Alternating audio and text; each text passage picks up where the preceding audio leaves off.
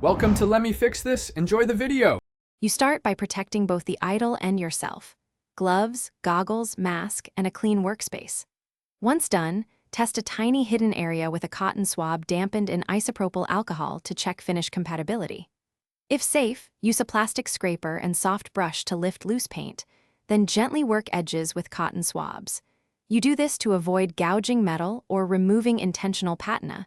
Slow and controlled action reduces long-term damage. Once surface paint yields, treat stubborn areas with a citrus-based stripper applied sparingly, follow the product timing and avoid soaking.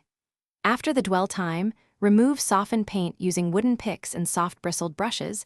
You must avoid metal tools that scratch.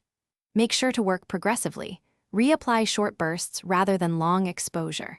Then neutralize and rinse residue with a damp microfiber and 70% isopropyl. Blotting dry to prevent watermarks. This preserves metal and any gilt details. You complete the job by lightly polishing with a non-abrasive metal polish or applying microcrystalline wax to protect exposed metal.